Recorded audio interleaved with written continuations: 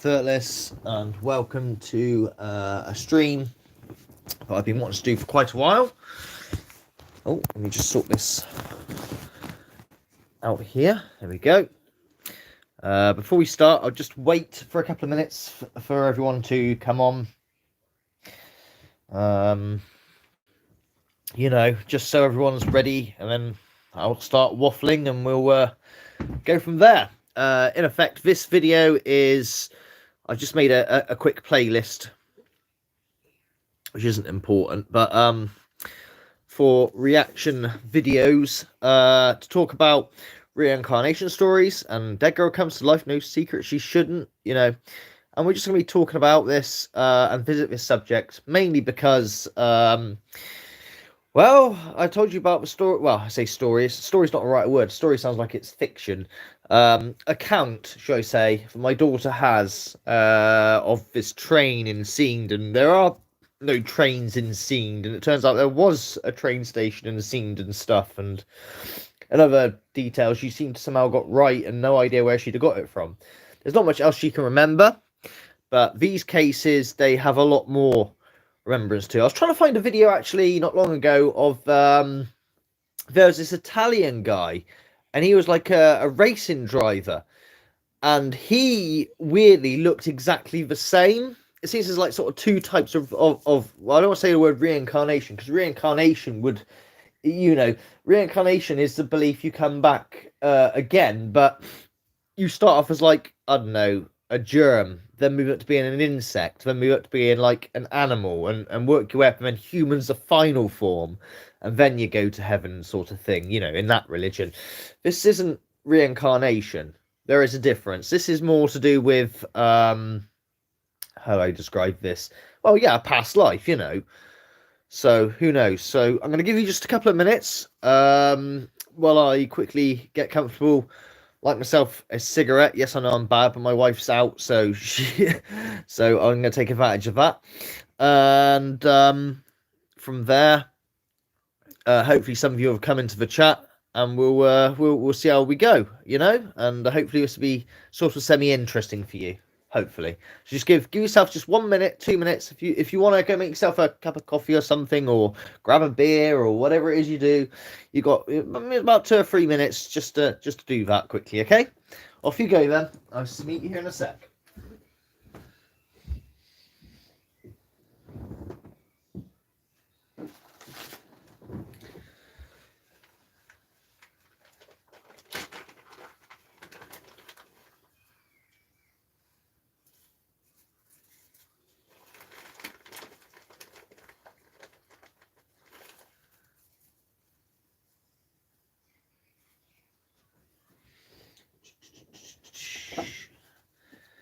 Nearly ready, Thirtless. I don't want to stitch you up and start doing the stream. Everyone's run off to their kitchen. 2 secs.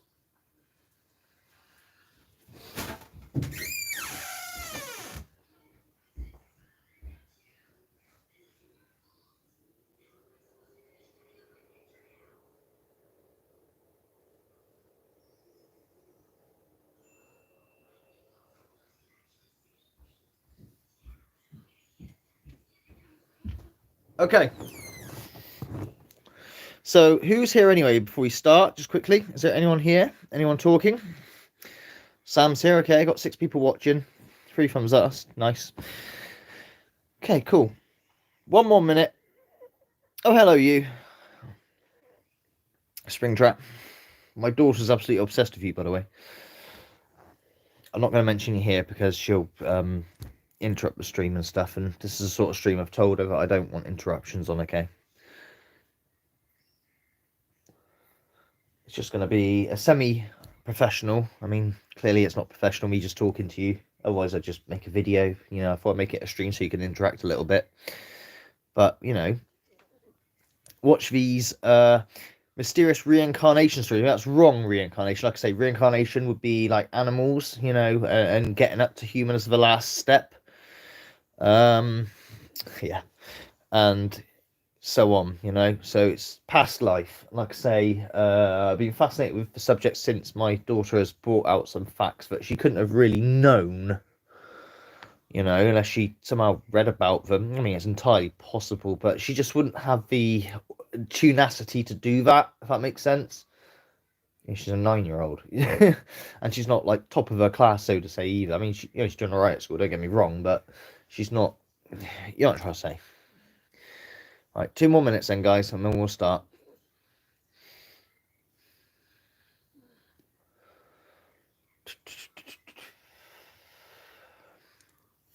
But yeah, this subject is interesting. We're going to be doing a follow-up stream to this soon as well. Sort of loosely related. And Sam, you actually the star of a show in that next one, would you believe? Not going to tell you how or why. No, you're not the star of a show. You're part of it, though. Yeah, that'd be unfair to the other people that are... Never mind. So, who knows?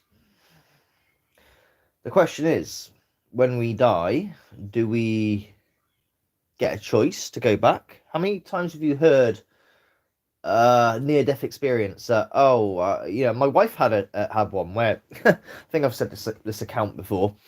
She was just, I can't remember what she's talking about, a wisdom tip from me for saying she can't deal with dentists, big phobia. So they said they put her under at a hospital because she really can't. Now, there are people going in after her and coming out before her. So I was getting a bit worried and tensified. She's having a tooth removed. What's going on here? You know?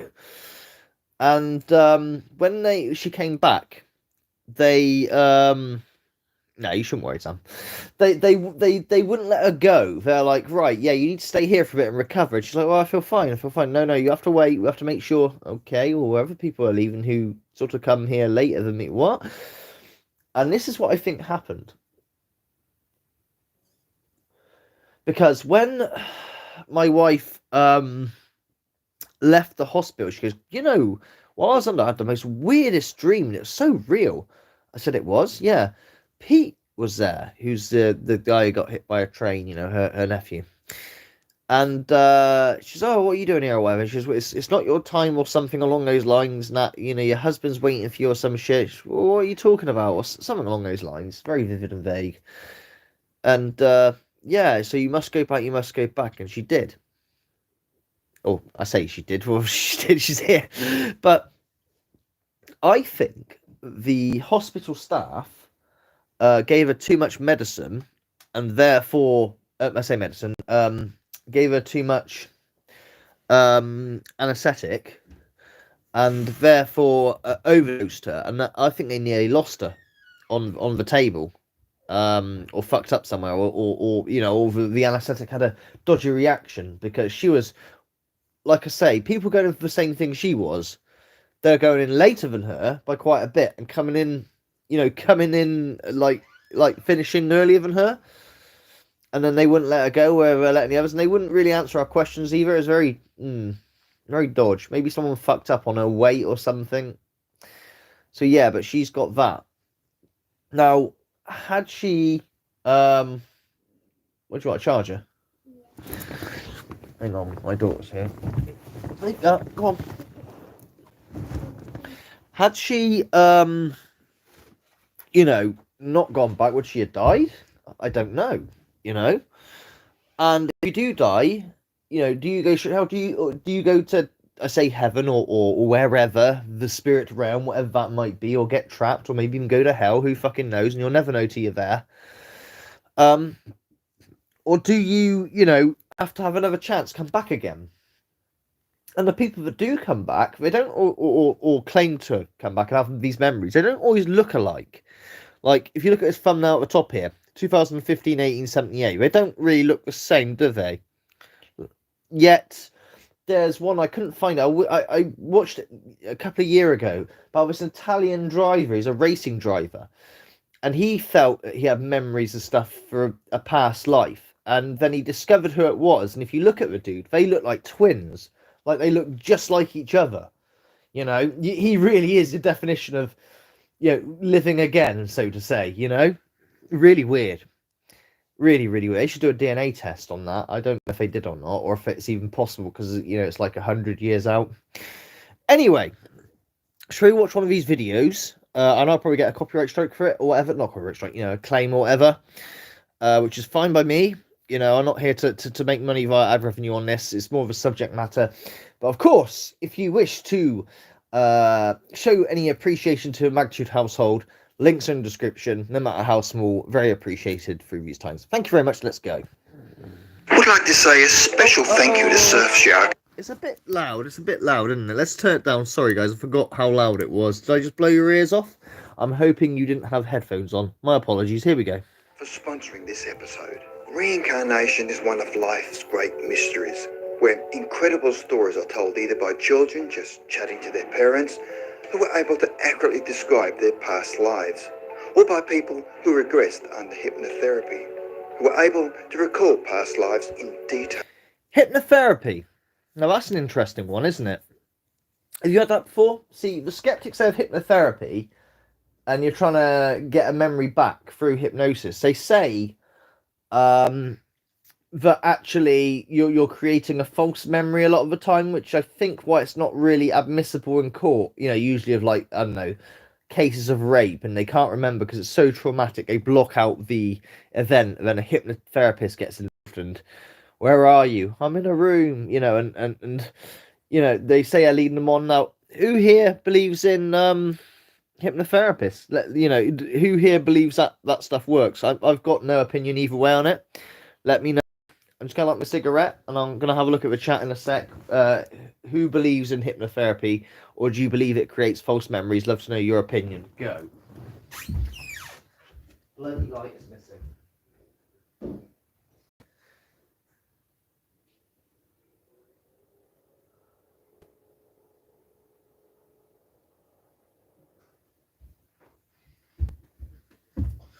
Okay, I'm back. Did anyone respond to that?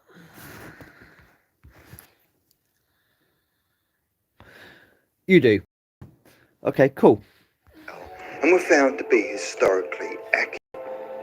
The following are 3 amazing stories of people who remembered their... It's a very good way of... it's a very good philosophy there, Brett. Never say never until you give it a try yourself, definitely. ...past lives when they were children. The details that they describe are extremely vivid and cannot be explained even after scientific inquiry. The following 3 stories were researched by Jim B. Tucker, MD, who is a child psychiatrist at the University of Virginia School of Medicine. Always seems to be children, isn't it? And like I say, everyone knows, well, I say everyone knows, not everyone knows, but a lot of people who follow this channel, especially since the early days, knows about my daughter's first words were not mama or dada or whatever. They were Harry this, Harry that, and she was always speaking to this entity called Harry, and we eventually got him, or I say him, we don't know it's him, but we got something while I was pushing on the swings, a metallic voice go cooey at her while she's waving to the left at seemingly nobody, and there certainly wasn't anybody else in the park at the time. I really, really wish I could get that video back. I really do. I think that would, I'll try and emulate the voice. Cooey. It's creepy as fuck. And it is quite prominent and loud. It sounds very computerized.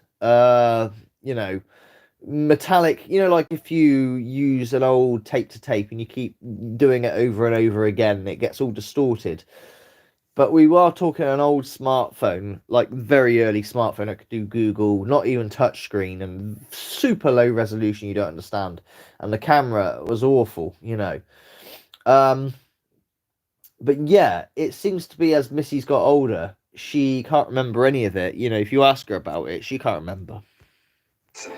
And an expert in the studies of reincarnation, and interviewed the following 3 individuals.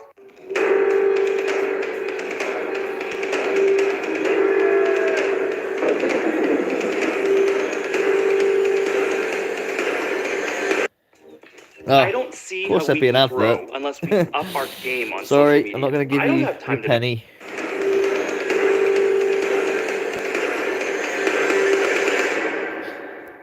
And just for the owner of this channel, this is transformative, and I will try and add a link to the description once the video is processed, so people can check out the video and the channel itself without my voice interrupting it, and hopefully people, not that I've got many people that watch my channel, but will subscribe. Okay, Lovely. Please don't strike my channel through being a complete and utter git and not understanding what fair use is. Many thanks, Weird World. You can claim the ad revenue there if you want, I don't mind. You won't really earn much, but yeah. Anyway, carry on. 3, Olivia, England. When Olivia was 2 years old, she was out walking with her mother. When her mother asked, "What time do you think it is?" and Olivia replied, 7 o'clock, then added, 1787.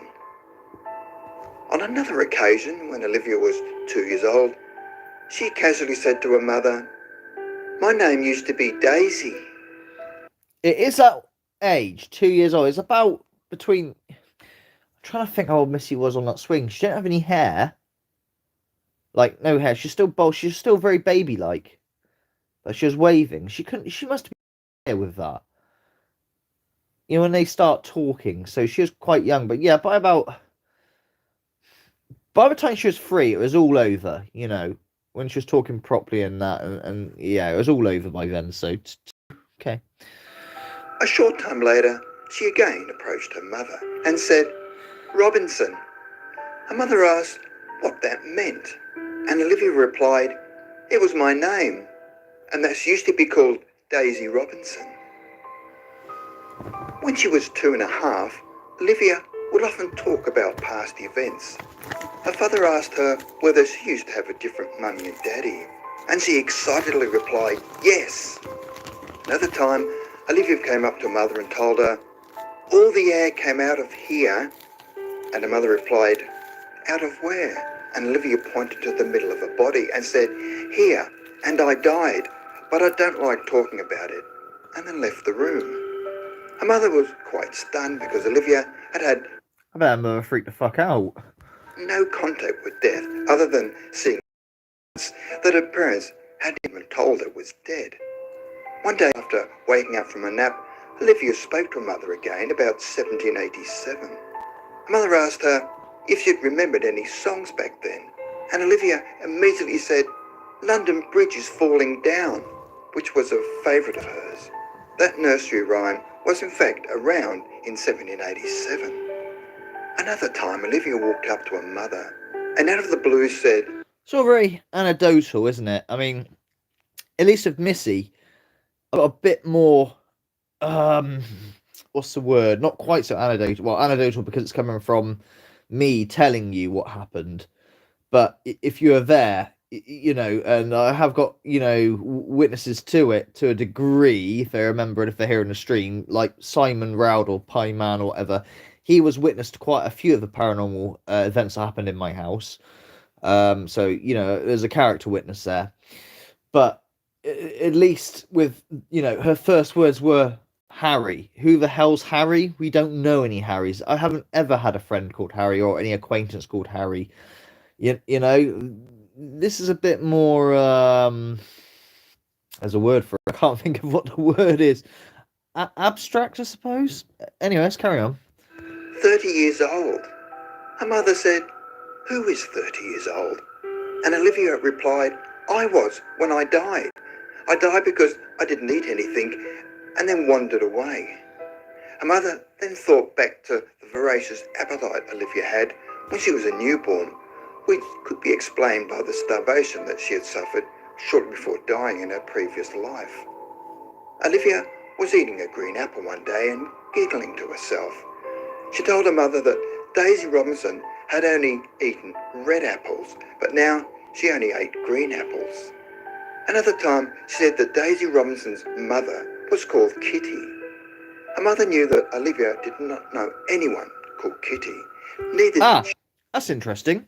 So her mother didn't know anyone called Kitty. So a name has been pulled out that the mother doesn't know anyone or had any interaction with. Okay, that's interesting because it's the same sort of thing with Harry and Missy. You know, I mean, the Harry thing isn't a past life. It's an interaction with an entity that can't be seen. Some could say, well, she had an imaginary friend, and you know, that's what she had, was an imaginary friend. And at first we thought maybe she did. Where she got the name Harry from, I don't know. But the TV's on quite a lot, so maybe she picked up the name from TV. The only reason why we twigged is A, the house we lived in, obviously, we were a bit sus and all the things that happened, but also B, capturing the cooey, you know, that metallic cooey as she's waving to the left at nobody on that fucking video. I could kill to have that video. I really would. Oh my god. But yeah, capturing it on video is what put it all into place. Like, oh my god, she is speaking to an entity called Harry. That's Harry. You know, okay, we're still reading between the lines. The cooey could still be random, but you can understand why we thought what we thought, you know. But yeah, a name that a mother or the family don't know. Interesting. Gee, Olivia did not talk about the subject again until she was about 4 years old, where Olivia's mother figured she'd outgrown it, and so they had a conversation about the death of their family dog. Olivia wondered whether the dog would come back as another dog, because she had had past lives. But then Olivia said that their dog would not be a new doggy yet, because you spend a bit of time dead first, like a few weeks or months or something. Mother asked, "Is that what happened to you?" And she replied, "Yes." Mother asked where she was after she died, and she said she didn't exist. She said that she just went into thin air. She went up into the sky and broke up into bits of dust. The dust Went up into the sky and broke up into bits of dust. I wonder if that is like what happens to your soul. What did she see? You know, dreams and stuff when you sleep, and I feel sometimes when you dream, you do go to another place. Has anyone ever felt that before? When you dream, you feel like you're going to another world, another realm. The amount of characters in my dreams I've interacted with, or scenarios or situations that feel very real and are not, or people I don't know or never seen before, but a sort of bond or a friendship is formed. But the minute you wake up, it's over. You're gone. You're removed from that situation. Is it just your brain, you know, making up these scenarios because you're sleeping, or do you genuinely go to this different place, astral projection style? You know what I'm saying? then floated all over the place. She said dying wasn't scary, and when she was dust, other people made friends with her. They were dust. Huh. Orbs, dust. Interesting. Mother asked if she was afraid of dying. Olivia said she wasn't, but the thought of dying did make her sad because she liked being on Earth. Oh, of course, it's not. There are two types of lizard or reptilian. The It did make her reptilians, sad yes. because she liked being on Earth. Olivia talked about Daisy's life and where she lived in a little town. She could not remember the name of the town, but said it was in England. She said most people lived in little villages where everyone knew each other. In the little town, they sold bread, cheese and meat. Mother asked whether there was a McDonald's in the town. Olivia laughed and said it wasn't invented yet. She said they didn't have cars, only horses. She also said the money they used had the king on it, and the coins were bumpy on the edges and very flat. Olivia's mother investigated English coins from 1787 that Olivia claimed she had seen in her life as Daisy, and found that there was an imprint of King George III on them with serrated bumpy edges and were... Well, it's interesting that she knew about the coins. Yeah, okay. You know, if you can recall items and stuff that are to the day where you were allegedly about, that's interesting, right? flatter than modern day coins. Her mother decided to show Olivia a collection of English coins dating back to the 1600s, where Olivia was able to point to a 1787 King George shilling. She said she remembered. She was also able to recognise other coins from the reign of King George III. For a child of between 2 and 5 years old to remember things in vivid detail is quite amazing, because at that age they only had a limited life experience.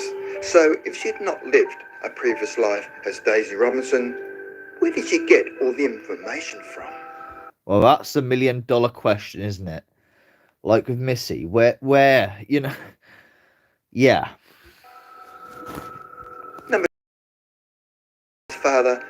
hated hockey all of his life.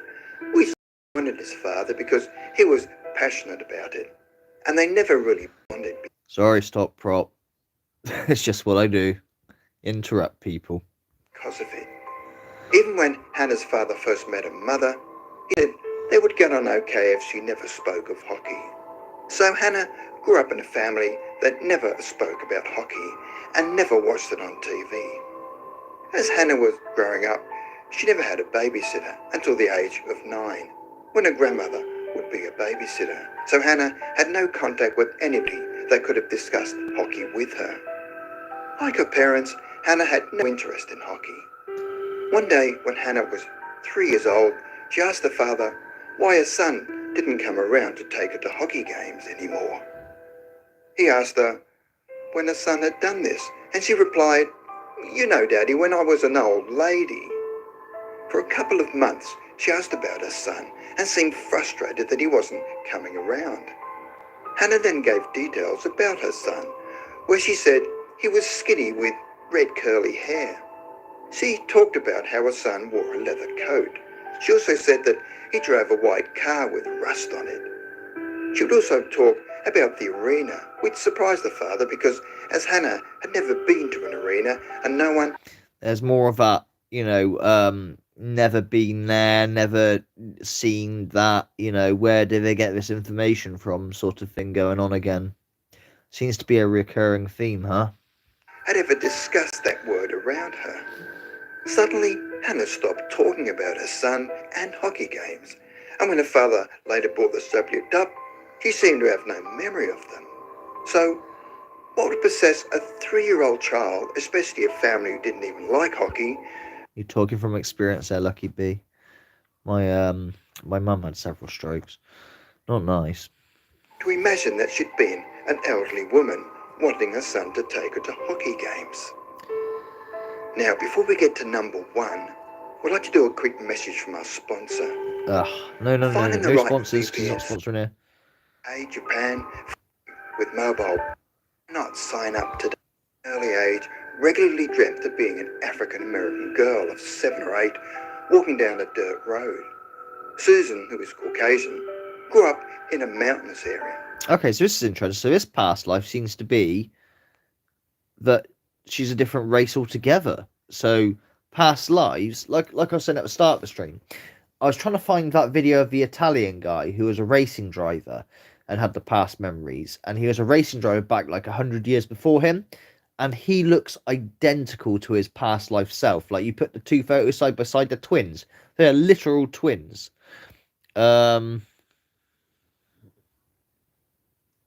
What do you need to consider the information I told you about? Okay, all right, mate. Thank you, Stop Rob. Helpful, very helpful. Thank you. Sorry, I got put off there. It was kind of important though. Yeah, as I was saying, yeah, the Italian guy was literally his past self, or who they tracked it down to be. They looked identical. So in this case, this lady here, or man, woman, or whatever, seems to be a completely different race. Oh, sleep you've never sleep you never have experienced. That was my experience. Okay. A lot of people have told me that when they have had been unconscious through death or whatever, or near death experiences, yeah, you got the tunnel and that. But a lot of people say it's just like nothing. It's just nothing. It's so deep sleep. It's nothing. You're not there. You don't exist. Like, try remembering before you were born, kind of thing. What does that recall? You trying to remember before you were born. It's just nothing. The environment of her childhood dreams were different. It is hot, humid, flat, and very dusty. Susan believes it was probably in the southeast United States. As she was walking, she looks down at the dry skin of her hands and thinks they look ashy. Then a car comes along, which appears to be from the 1940s, and she is suddenly pulled into the car. I can't say too much, but what Stop Prop is referencing, to a degree, a past life myself, we'll say. We'll see. Something makes him twig. There are two white men in the car that appear to be in their 20s or 30s. She remembers the bench seat, the lines of the upholstery, and the dusty floorboard. There in the car, she was assaulted and lost her life. The memory of this event is as vivid to Susan as any other event in her childhood. She also had repetitive dreams about the event. In some of them, she re-experienced the assault, while in others, she observed what happened from above. She didn't think any of the dreams were nightmares, as they were very realistic, but they frequently woke her up. Susan could think of nothing in her childhood's environment that could have That's triggered always the lucky. dreams. No worries, Lucky B. I mean, she had her first stroke when I was like 12 years old. No, how old was I? Yeah, about 12 years old, something like that. And she's had several sort of since, and like it's worked out okay. Her first stroke, they said she'd never walk again and whatnot, let alone talk, sort of thing. And within 6 weeks, she was walking and driving again, which is like almost miracle, So, but then she's had a few mini strokes since. Um, she should, in theory, should not have survived, so to say, but she's doing all right. She's always had weird health. My mum, like, she's had all these things, yet she's still going strong. If that makes sense. So yeah, thank you anyway. I heard about another kid who clean plant like they were shot. The kid had a birthmark on the chest. I think I heard about that one. On the chest and on the back, which lined up like an exit hole of a bullet. Yeah. I think I know about the one you're about. There were African Americans living in a town that she grew up in, but there was no racial unrest. In discussions with black friends, they confirmed that the expression ashy was used when their skin became dry. Susan feels her vivid dreams have had no negative effect on her as she grew older, and she has had no relationship problems with her husband, nor has she suffered. What's that? Hang on. What is the difference between falling asleep and dying? Both just happen and start of darkness.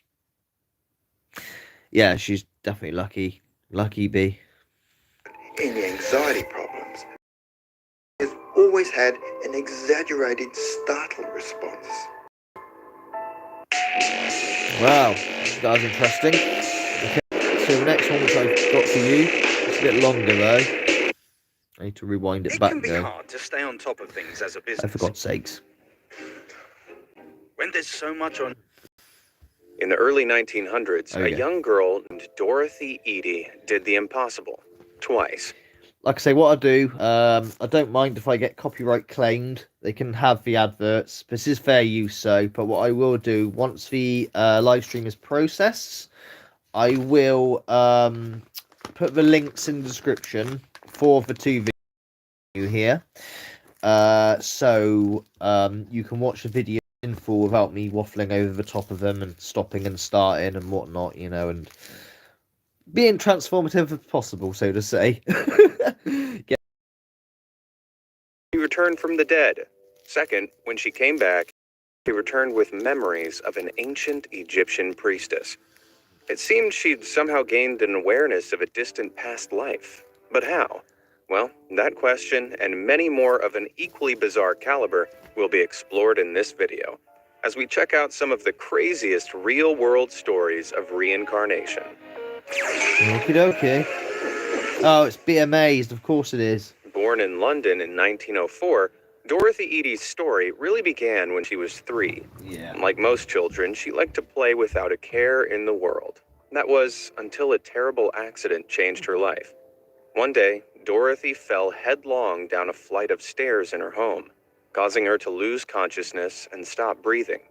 With Dorothy being totally unresponsive, the family doctor pronounced her dead soon after he arrived. After he left, however, Dorothy's parents summoned him straight back to the house. Why?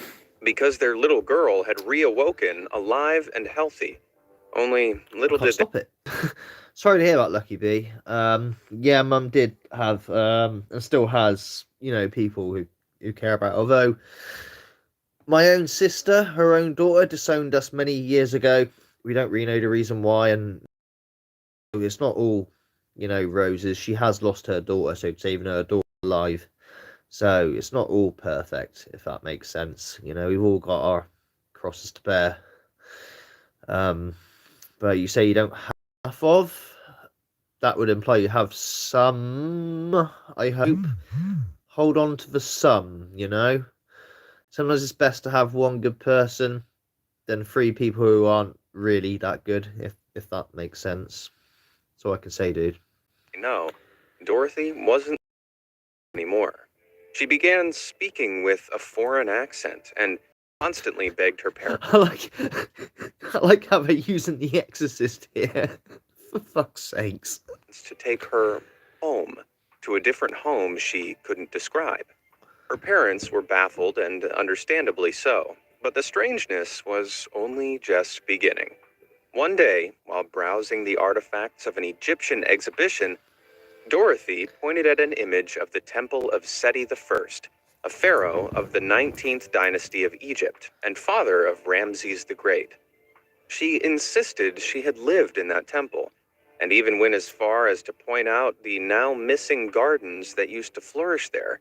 But Dorothy, being only 4, Why do these cartoon characters have slit throats? Is that just me being a bit fucking dark? They look like they've their throats slit. What the fuck?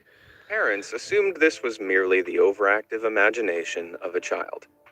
As Dorothy grew older, her insistent belief in her past life led to some uncomfortable situations.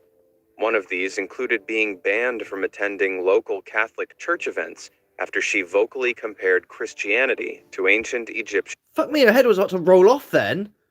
religion, which the local clergy determined to be a blasphemous statement. On leaving school at 16, she took up part-time studies at an art institute in Plymouth, where she joined a theater group. There, she played the Egyptian goddess of the moon, Isis, on stage, a role that brought back more memories from her so-called previous life. Now, claiming to be the reincarnation of a girl named Ben Treshet, Dorothy began talking about meeting Seti I in the temple while serving as a priestess of Isis, and how she shortly thereafter became pregnant. Seeing as it was a capital offense for a priestess to be with child, Ben Treshet's fling with the king ultimately resulted in her demise. Great story, sure, but was there any truth to it? Well, at 27, Dorothy married an Egyptian man, Imam Abdel Megid, and moved to Egypt with him, setting into motion the most intriguing part of her tale. Oh, she really had her heart set on this Egypt thing, didn't she? Bloody hell. The couple's marriage fell apart after only 2 years. Dorothy decided to stay in Egypt, where she raised their son, aptly named Seti, and worked assisting archaeologists in their studies. She spent many nights alone in the Great Pyramid of Giza, and liked to place offerings at the feet of the Sphinx. In her 50s, Dorothy's story gained an unexpected boost of believability while she was working alongside excavators in Abydos. Shortly after arriving at the Temple of Seti I, Dorothy helped locate the ruins of the lost gardens she had long ago described. What's more, the chief inspector from Egypt's Antiquities Department was blown away when he tested Dorothy's claims by describing to her a series of wall paintings inside the Temple of Seti I. Despite none of the paintings nor descriptions of their locations or appearances having been made accessible to the public, including Dorothy, at that point, Dorothy correctly identified the locations of every single one. Crazy, right? Well, that's pretty good anecdotal evidence, isn't it? If she can recall where these are, these paintings are and stuff, that's pretty strong evidence, Yeah, okay. The shortcoming to this report is that no one else beside the inspector witnessed the identification. Plus, having snuck into the pyramids before, who's to say Dorothy didn't sneak into the temple too? Some skeptics suspect Dorothy somehow managed to access the unpublished materials and used them to deceive people. She did, after all, work for the National Department. Oh, interesting. This is a thing. There are a lot of people who lie and fake and stuff, you know what I mean? And this is what kills credibility. And unfortunately, the paranormal scene, full stop, is 90% fucking fake, pretty much, it seems. because it's just so hard to get. But it is out there. There's a lot of things you can't, that has been caught on camera and stuff, and you have no explanation for it and what it looks like. Oh, it looks like some weird fucking black demon thing or whatever. You know what I'm saying? So, this is a problem. Maybe she did. Of antiquities. But that still doesn't explain her discovery of the lost gardens, nor the sudden, drastic changes, including her accent, after her near-death experience aged 3. Even if she suffered from a brain injury that doctors somehow Why are they giving him googly eyes? What the fuck? failed to pick up on, her parents' claim about her impossible level of ancient Egyptian knowledge are still difficult to explain away. That is, if the claims were accurate. Some skeptics have argued that Dorothy's parents may have just placed too much significance upon their daughter's fascination with Egypt, unintentionally sending her down a spiral of false belief and Oh, this is it, yeah. False memories come back to that hypnotism thing, and... Yeah, she really did have an interest in Egypt, though, didn't she? Even marrying a guy and whatnot. Yeah, okay. Possibly blurring their own memories of her childhood.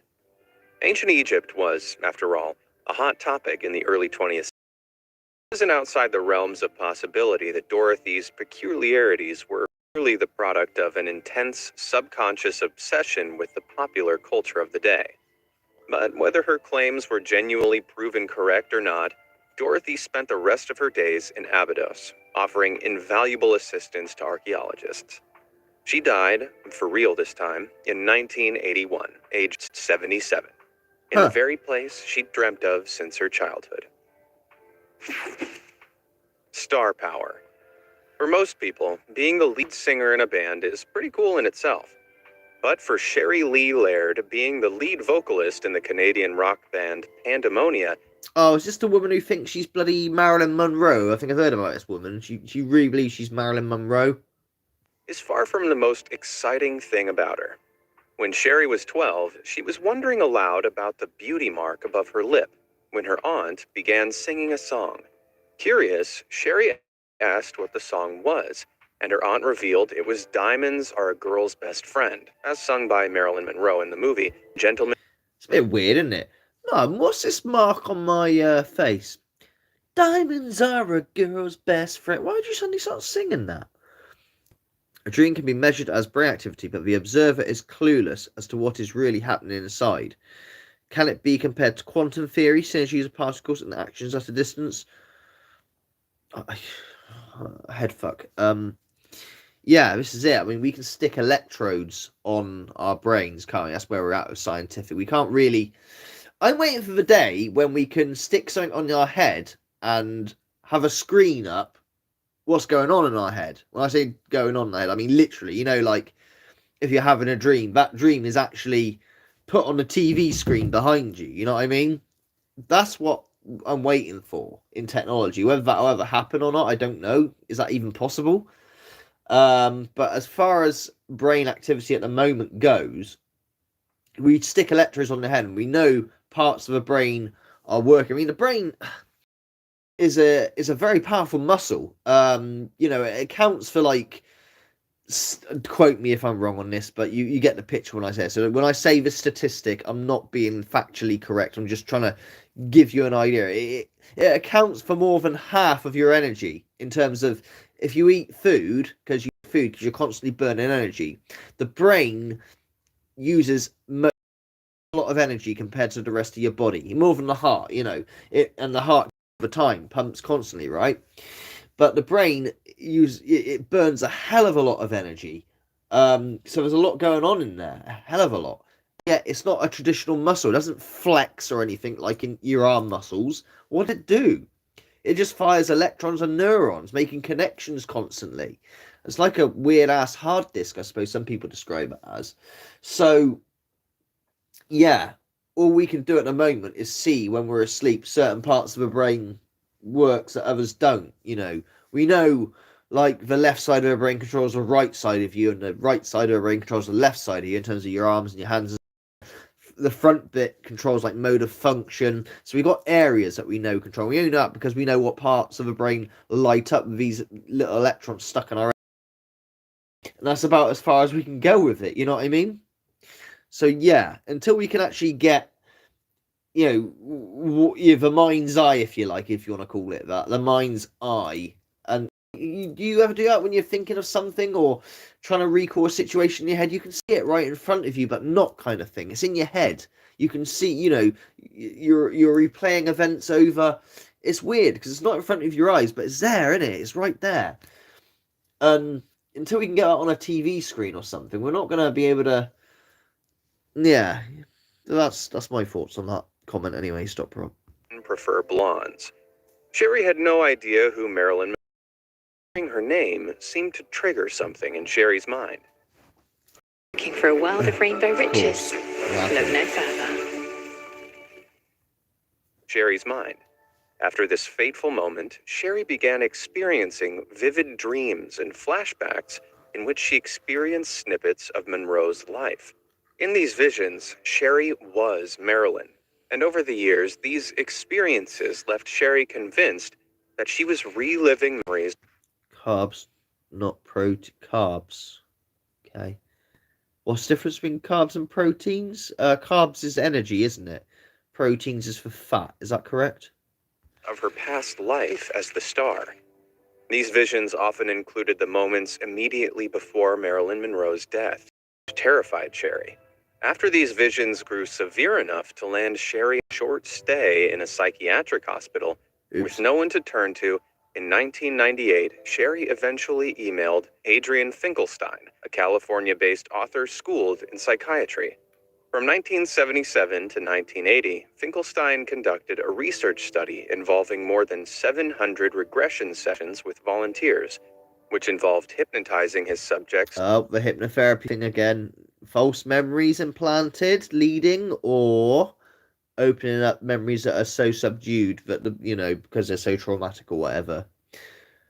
I have no opinion either way on it because I've never experienced hypnotherapy. I think I've tried it once, if I'm not mistaken, but it seems to work on some people for, I don't know, quitting smoking and stuff, apparently. I don't know. Okay. Pasta then, stop prop. We've got tons of pasta. We need to get rid of it. Recall their supposed past lives. With the news of Finkelstein's studies reaching as far as Canada, Sherry was hopeful. During one of their earlier sessions, Finkelstein asked the hypnotized Sherry about the night of August 4th, 1962, when Marilyn tragically passed away in her Brentwood home, aged 36.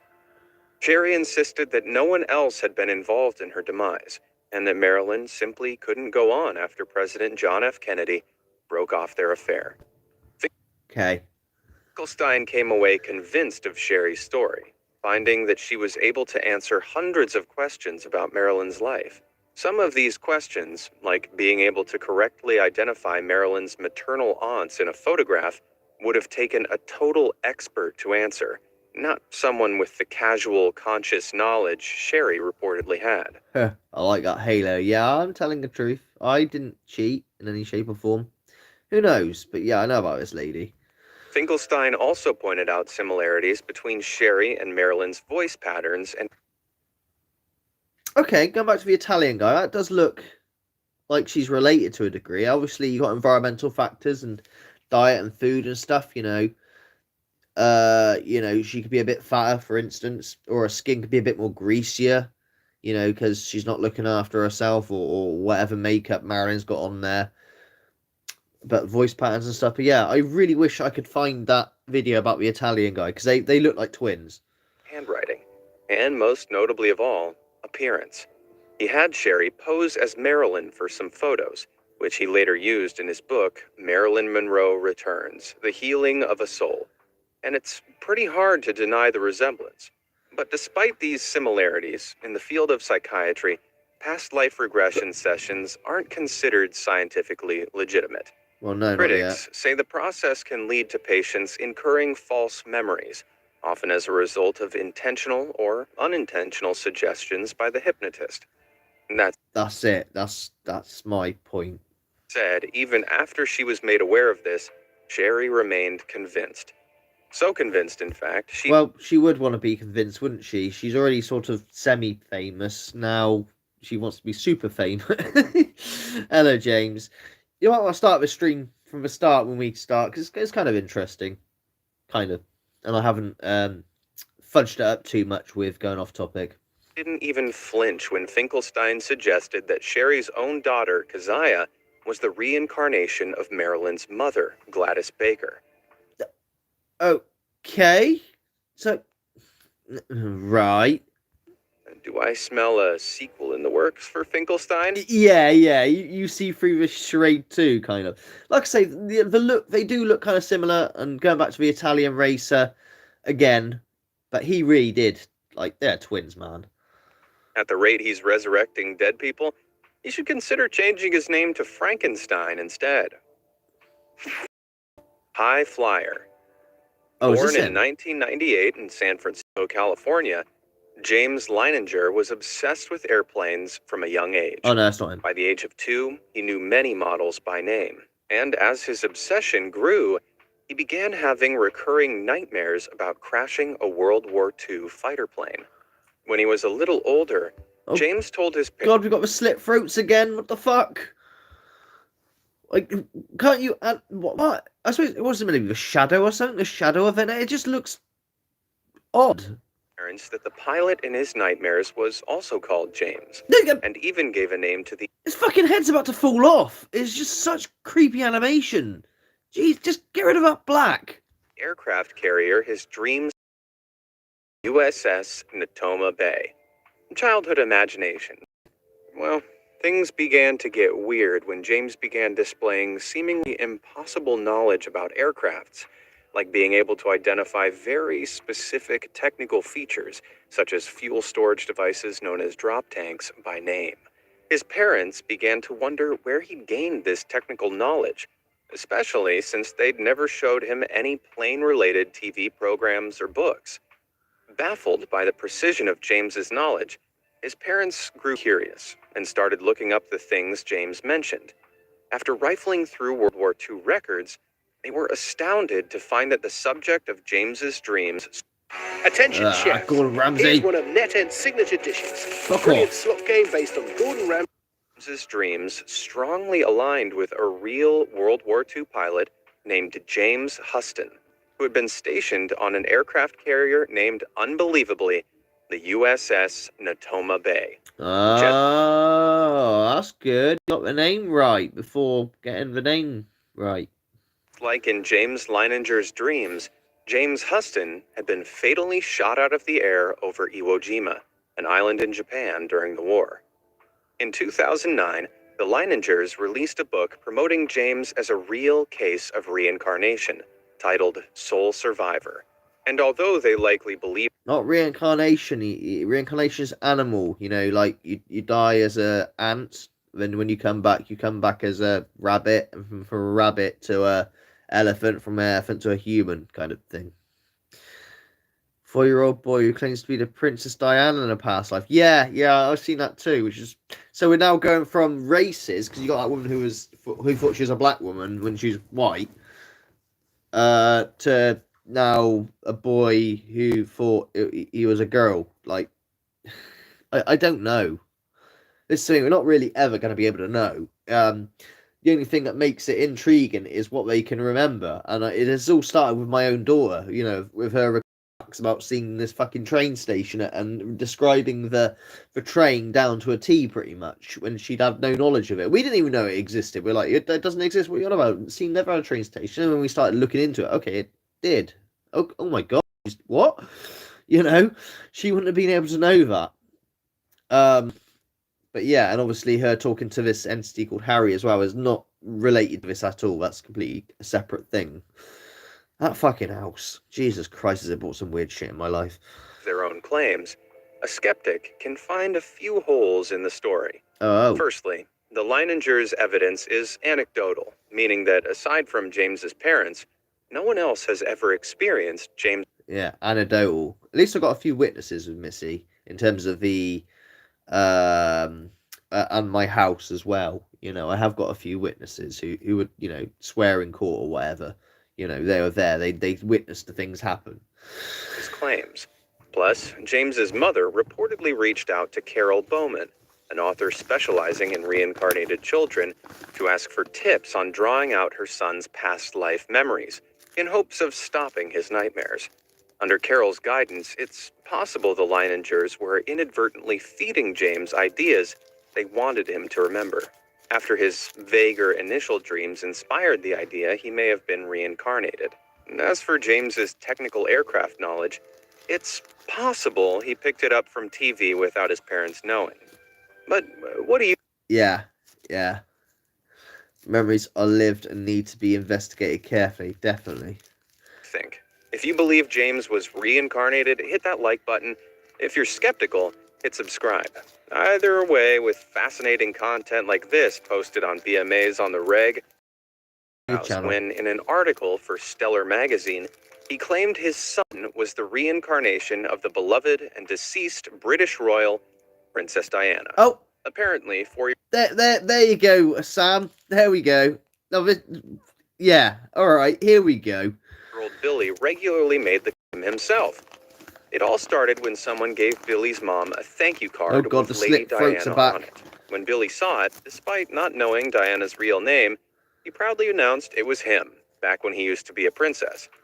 Then one day, in the middle of a conversation with a Scottish friend of theirs... See, the dad hasn't got a slit throat, and he's got a shadow. Why is the mum and the son got fucking black there, as if, like, their throat...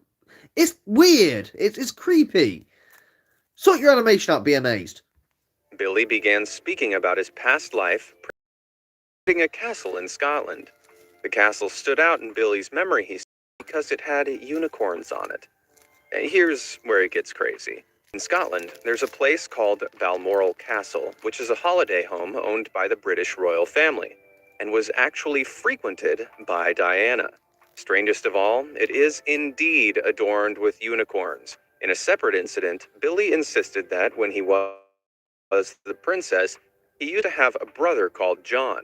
Sure enough, Diana actually had an infant brother, John, who, even stranger, passed away a year before Diana's birth.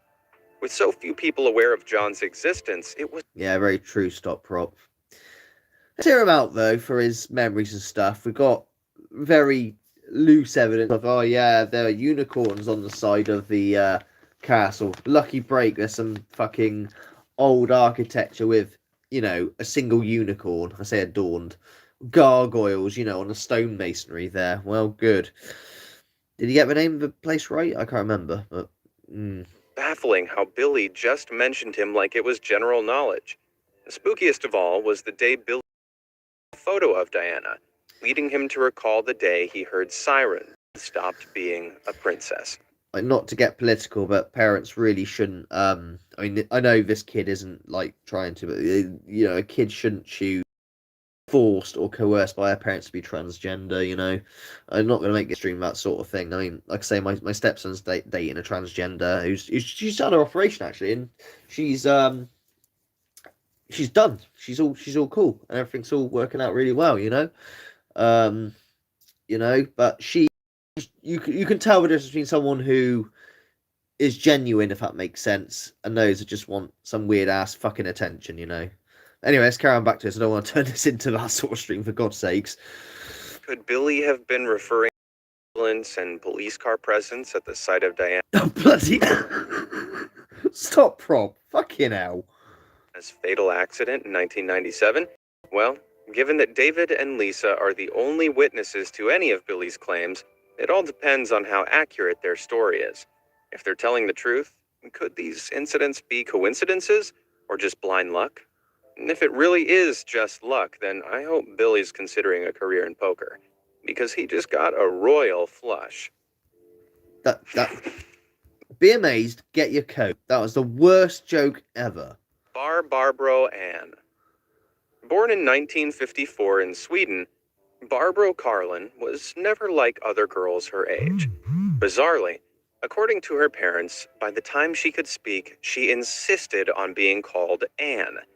Her parents, of course, kept calling her by her given name, but little did they know that Barbro's attempts to rename herself were only the beginning. As Barbro learned to write, she constantly shared memories of a previous life and appeared so convinced by them that her parents had her evaluated by a psychologist. Barbro's memories often made people uncomfortable, as, on top of causing her to deny her parents were her real parents, they included Holy shit, you're not my real parents. Imagine that, being your kid told you that. You would, yeah, okay, I can see why you took her to a psychiatrist now. I think this is one who believes she's a victim of a Holocaust, I think. disturbing visions of men running up the stairs of her past life home and snatching her and her family away. She soon learned to keep these memories to herself, until one day when Barbro was left in disbelief after her schoolteacher recounted the true story of a girl who'd lived in Amsterdam during World War II. A girl whose story closely resembled Barbro's mysterious memories. A girl by the name of Anne. Anne Frank, to be precise. No. Really? Okay. Who is, of course, now famous for her posthumously published diary recounting her tragic life, cut short by German fascist forces. The overlap between Anne Frank's story and Barbro's memories was too great to ignore. So, at the age of 10, Barbro traveled to Amsterdam with her parents, where the famous Anne Frank house marked one of their stops. As they arrived, Barbro quickly noted that they had changed the steps outside, and upon entering the room Anne had stayed in, Barbro freaked out over the pictures that were missing on the wall.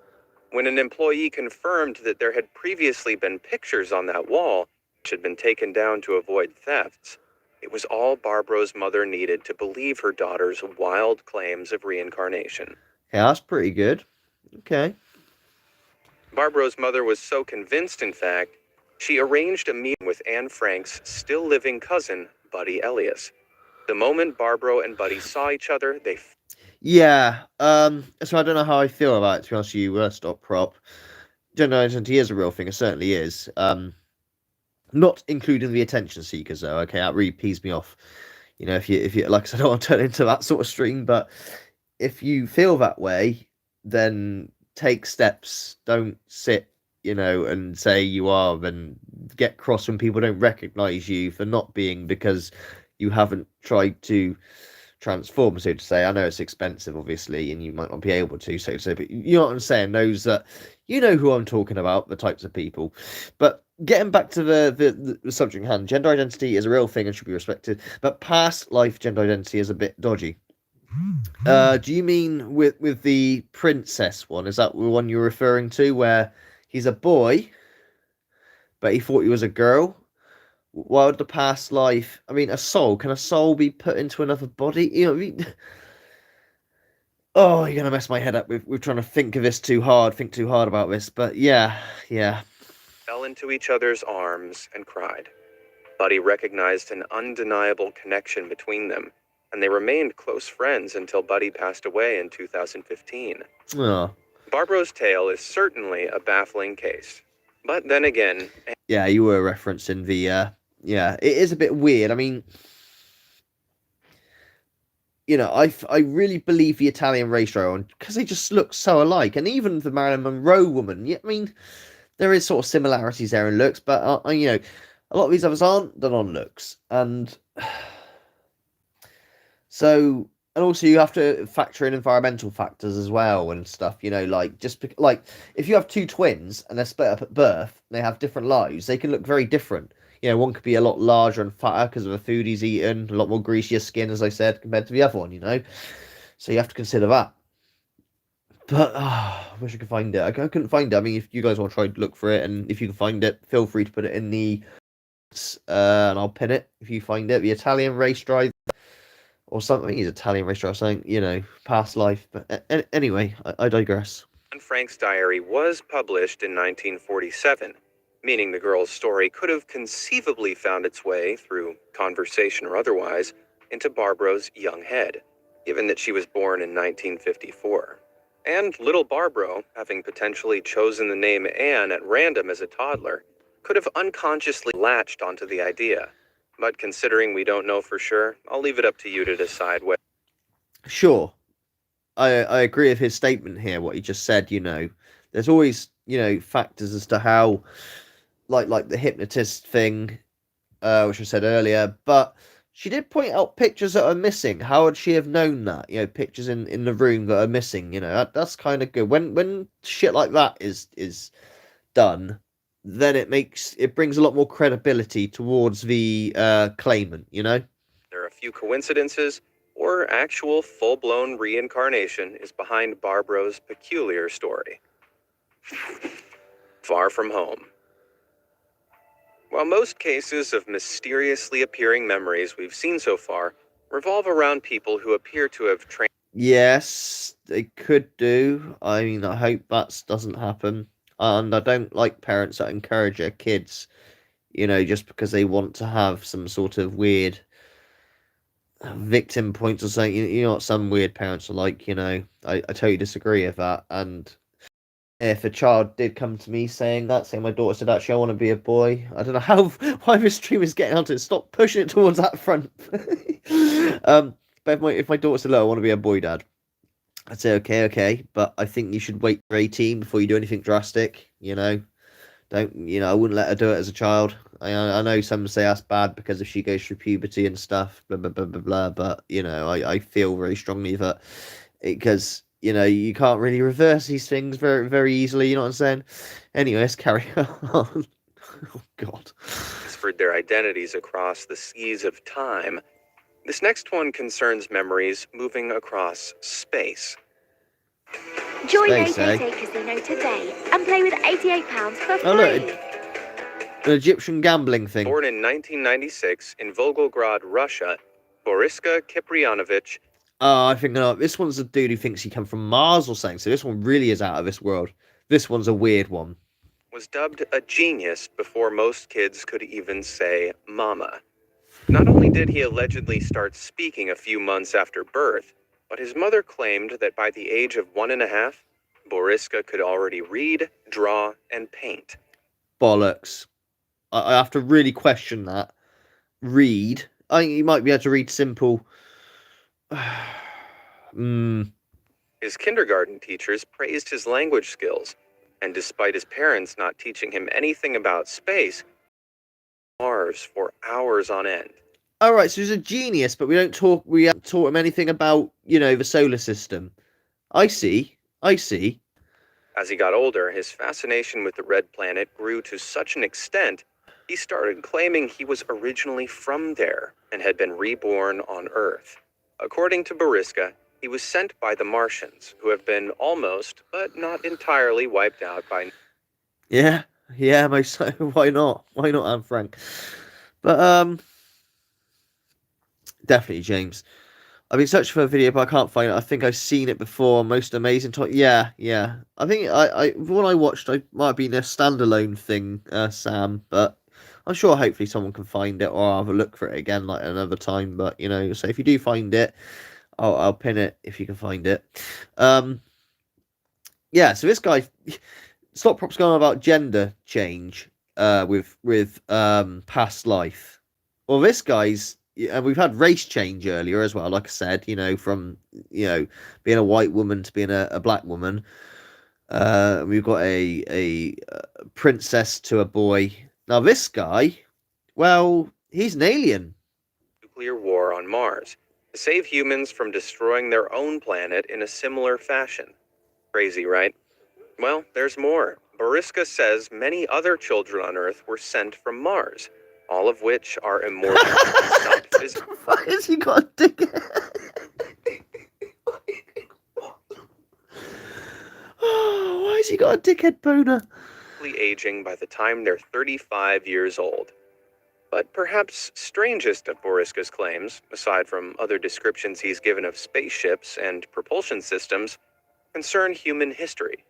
Specifically, the ancient Egyptians. The fucking Egyptians were closely linked with Martian society. Egypt's famous Sphinx, Boris claims, can be opened behind the ear, and allegedly hides secrets within that will change humanity forever. The Really? problem is, Boriska can't quite recall how the super-secret opening mechanism is accessed.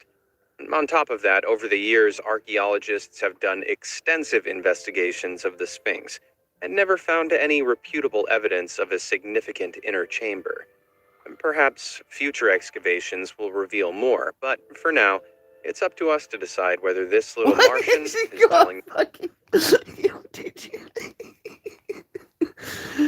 Oh, what is wrong with my mind? truth. Look who's back. Oh, Sergei here you are, stop prop. Jesus. Anatolievich Torop was born in This guy does look, I've seen this dude as well before. He does look very Jesus. He's very calm. This guy got, I think it was Brett actually that, if he's still on here, that did a video when what's his name? Oh, Eric Eck, who believes he's Jesus, suddenly. Eric Eck believes he's Jesus. So Brett did a thing showing another guy, as in this guy here, what being Jesus is about. Because although this dude really thinks he's Jesus and he sort of looks Jesus-like, and a lot of people do believe him, he does, what's the word? What he talks about, his prophecies and stuff are very love one another, don't do war, be kind. He's never ever angry. He's very calm and loving and stuff. But yeah, this guy. 1861 in the city of Krasnodar, Russia. At 18, he enlisted in the Red Army, where he served for several years as both a sergeant and a factory metalworker. Back in the real world, he kept the streets of his local community safe as patrol officer, before being made redundant in 1989. Having nothing better to do, Sergei turned his attention to methods of exerting psychological influence on people, because that's what everyone does when they're unemployed, right? He attended courses in Moscow and delivered his first sermon from a small TV studio in Siberia. But it wasn't any old sermon. Sergei, having allegedly undergone a spiritual awakening after receiving a message from God, proclaimed himself to be the reincarnation of none other than Jesus Christ. Go big or go home, I guess. Against the backdrop of the disintegration of the USSR, which meant newfound freedom of religion, Sergei had been sprouting ideas about the approaching end of the world, which absolutely entranced people looking for a sense of purpose. Sergei renamed himself Vizarian, meaning he who gives life, and traveled across Russia to gather followers using his calm, charismatic demeanor. By 1994, Vizarian had set up a commune near Mount Sakaya in Siberia. Before long, the Russian Ministry of Justice had officially registered Vizarian's Church of the Last Testament, which combined elements of the Russian Orthodox Church with Buddhism and Apocalypticism, as a legitimate religious organization. Over time, about 5,000 people settled at the commune. It was a tranquil, idyllic community. Or so it seemed. Attention, Oh, chef. bloody hell, Gordon Here's Ramsay, one of fuck NetEd's off. signature dishes. A brilliant slot game based on...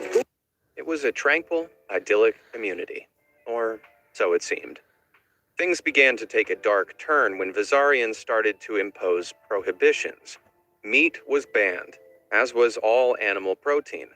This was because, according to Vizarian, every time an animal is slaughtered, an aggressive energy remains in its cells, thus making it inedible. Next, he got rid of sugar, vegetable oil, tea, and a whole number of grains. Okay. But that's not all. The members of the commune were forbidden from seeking any medical assistance, leaving all healing up to Vizarian's prayers. And the children... Looks like I take it back about his preaching of being calm and stuff. He's a bit of a dictator then. Oh well. But I only know this guy through Brett's video, mind. So I haven't done any research on him or whatnot. But what Brett showed me in his comparison, Eric Heck, the way he speaks as Jesus, and this dude who speaks as Jesus, was night and day. were providing school. This was justified with the argument that given the supposedly rapid approach of the end of the world, education meant nothing. However, as the years passed, Vizarian spoke less and less about the end of the world, until, finally, people just kind of forgot about it.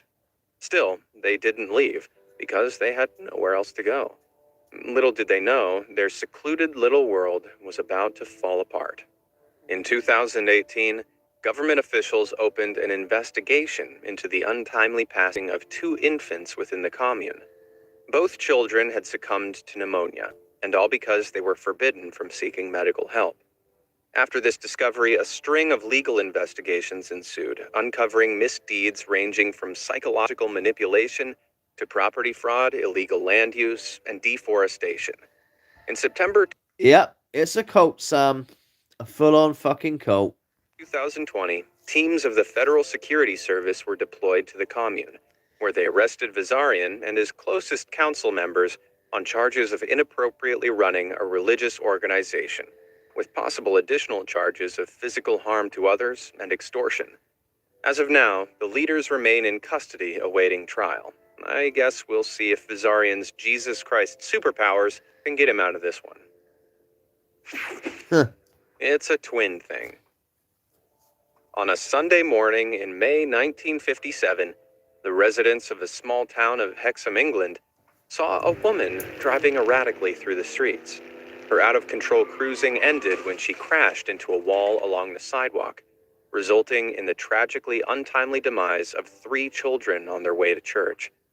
The woman was arrested, and the parents of 11-year-old Joanna Pollock, her 6-year-old sister Jacqueline, and their friend were left devastated beyond belief. 1 year later, John and Florence Pollock, Joanna and Jacqueline's parents, welcomed a pair of twins into the world, named Jillian and Jennifer. Immediately, they noticed an eyebrow-raising coincidence.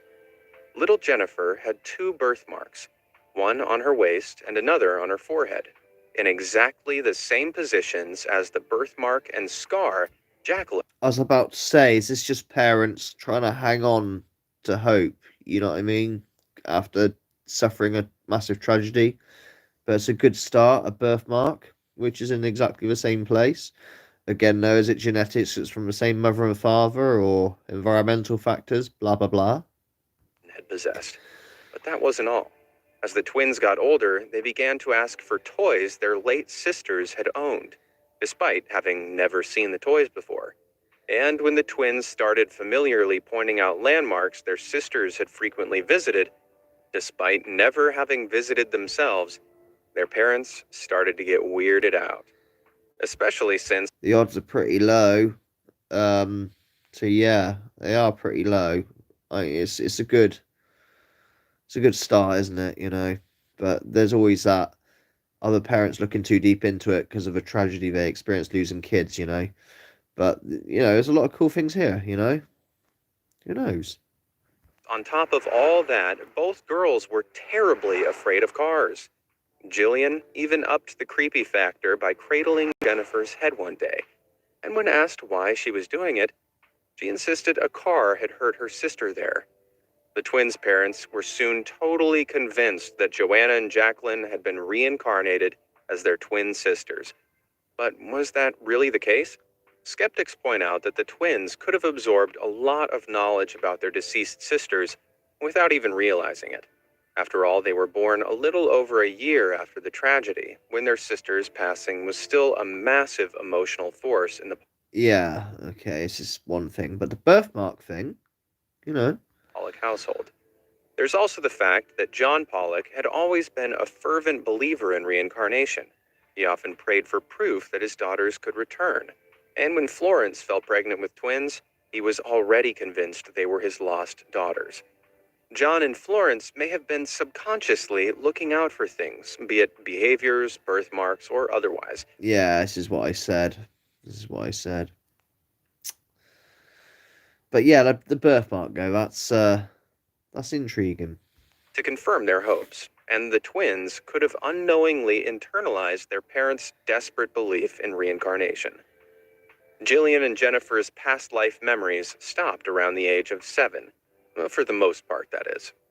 In 1981... Permanent marker. Fucking Ooh, that's cruel.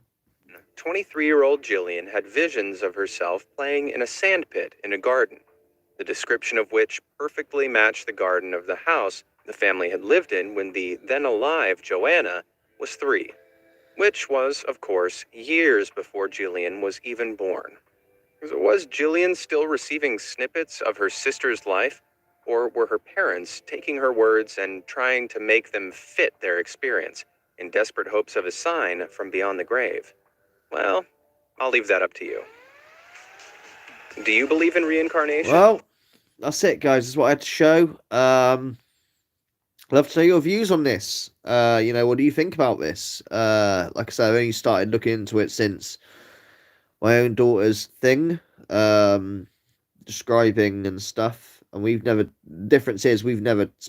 even know there was a train station there, so it's not like we've been talking about it.